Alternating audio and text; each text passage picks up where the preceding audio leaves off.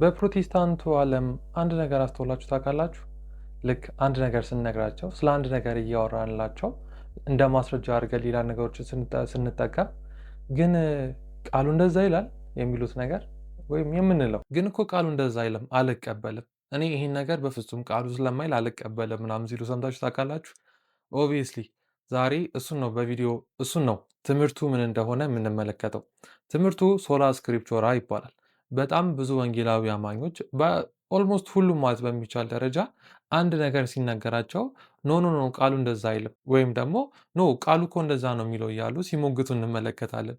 ሶ ዛሬ ጥርት ባለ መልኩ በደንብ የምንመለከት ይሆናል ሶላ ስክሪፕቹራ ምን ማለት እንደሆነ፣ እንደዚሁም ደግሞ አንዳንዶች በተሳሳተ ስለሚተረጉሙት ምን ማለት ደግሞ እንዳልሆነ በዚህ ቪዲዮ ጥርት አድርገን እንመለከታለን። ወደ ዝርዝር ሀሳቡ ከማለፌ በፊት ግን ይሄ ቪዲዮ ለብዙዎች እንዲደርስ ላይክ፣ ሼር እንድታደርጉ ያላችሁን ሀሳብ አስተያየት ደግሞ ኮመንት ላይ እንድታስቀምጡ፣ እንደዚህ አይነት ቪዲዮዎች ደግሞ ስለቅ እናንተ ጋር እንዲደርስ የሚፈልጉ ከሆነ ሰብስክራይብ እንድታደርጉ ጠይቃችኋል። ጸጋ ይብዛላችሁ። ወደ ሀሳባችን እንለፍ።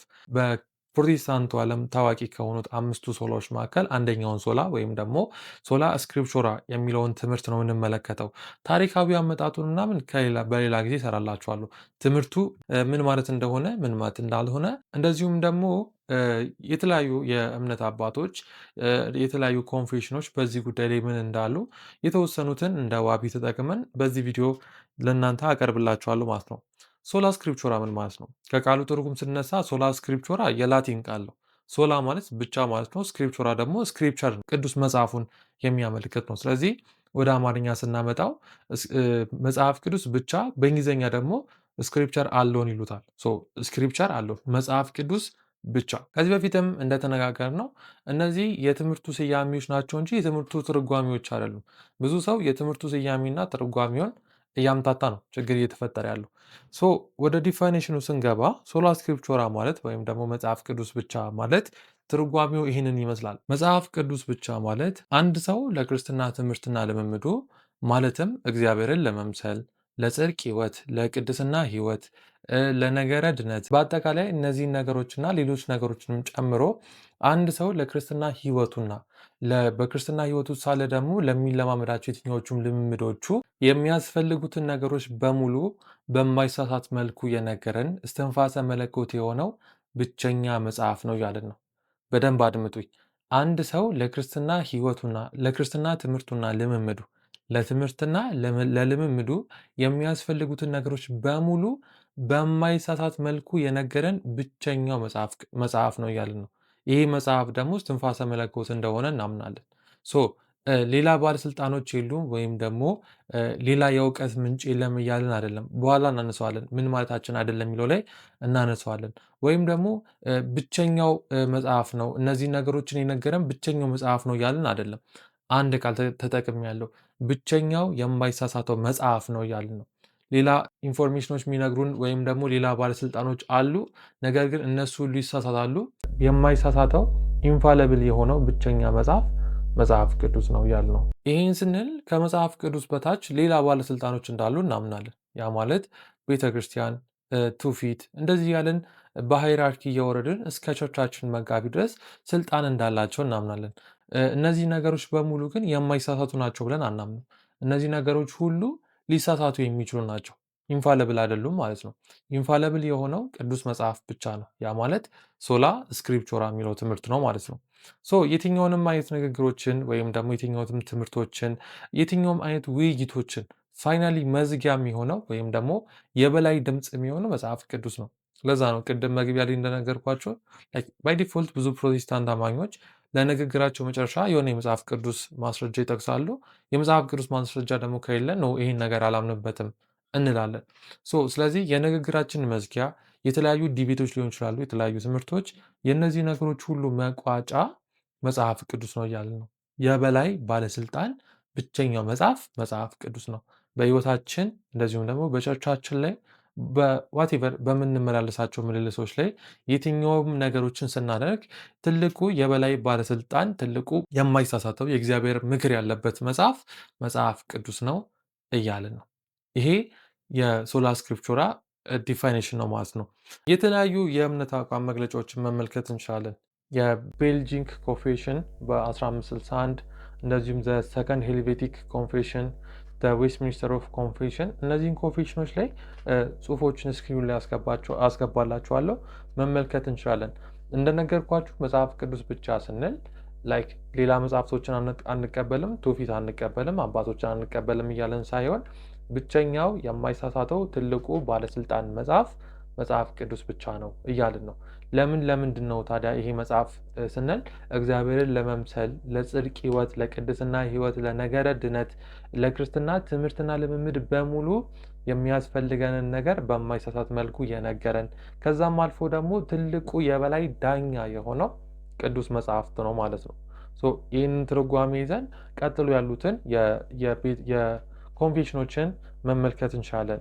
እንደዚህ ይላል በ1561 የቤልጂክ ኮንፌሽን ቅዱሳን መጽሐፍት የእግዚአብሔር ፍቃድ ሙሉ ለሙሉ የያዙ መሆኑን እናምናለን። እንዲሁም ሰው ለድነቱ ያምን ዘንድ የሚገባውን ሁሉ በበቂ ሁኔታ ያገኛል።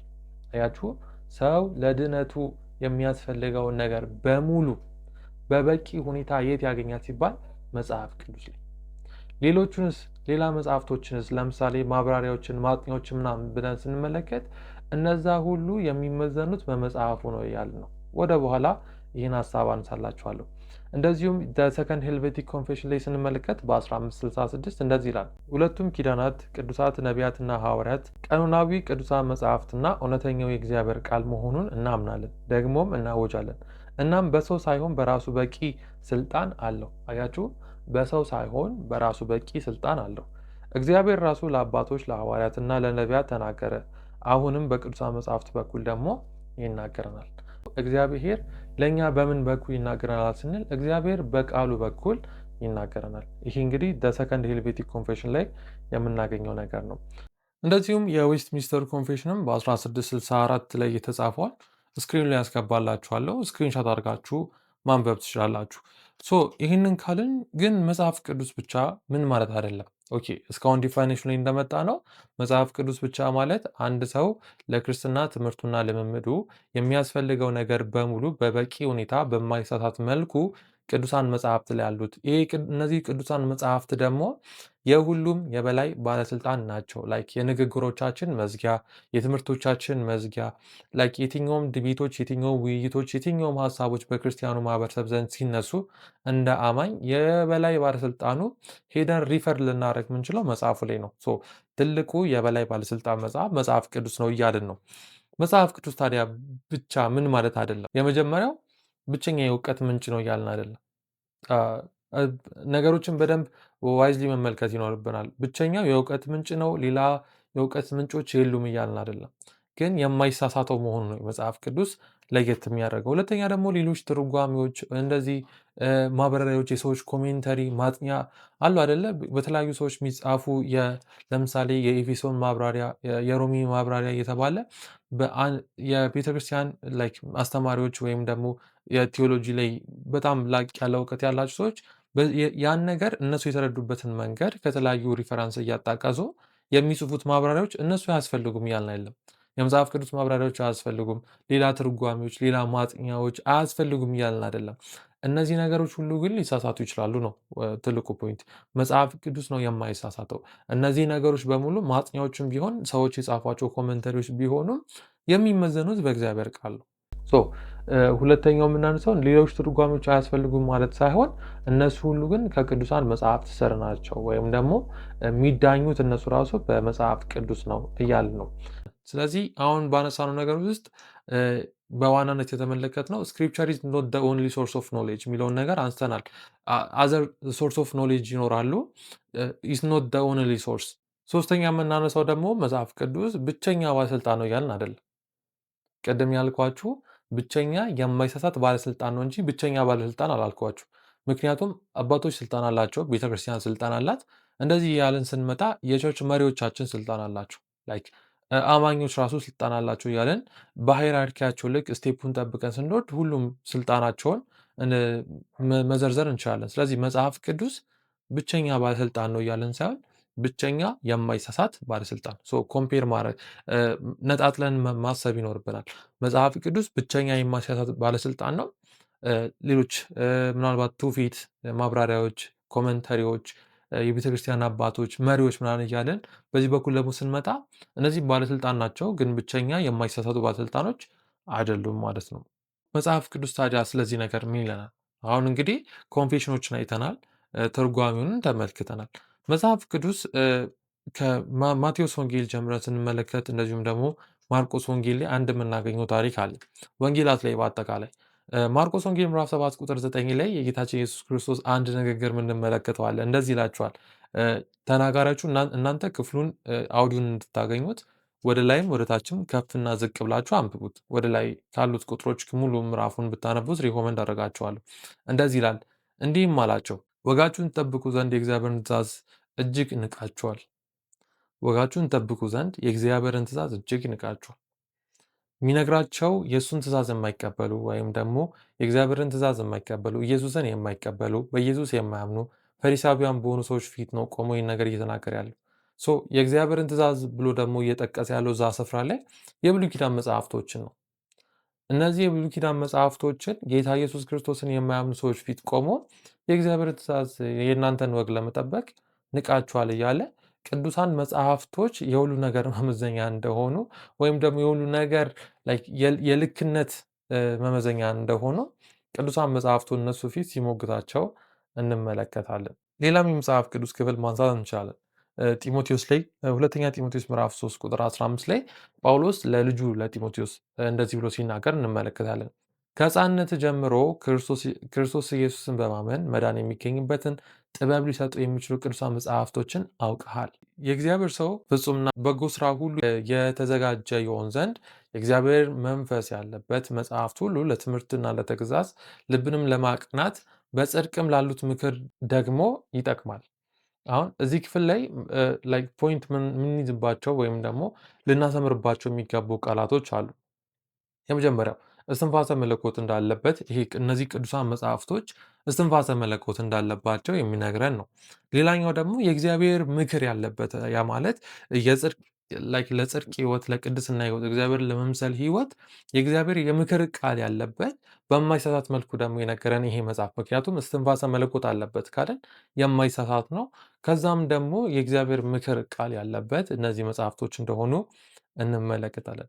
እነዚህን የመሳሰሉ በጣም በርካታ ጥቅሶችን ማንሳት እንችላለን። ሐዋርያት ሥራ ምዕራፍ 17 ላይ ያለውን ክፍል ማንሳት እንችላለን። እንደዚህ ይላል ምዕራፍ 17 ቁጥር 11 ከእነዚህም የተሰሎንቄ የሚኖሩ ይልቅ ልበሰፊዎች ነበሩ፣ ነገሩ እንዲሆን ብለው ዕለት ዕለት መጽሐፍትን እየመረመሩ ቃሉን በሙሉ ልባቸው ተቀበሉ።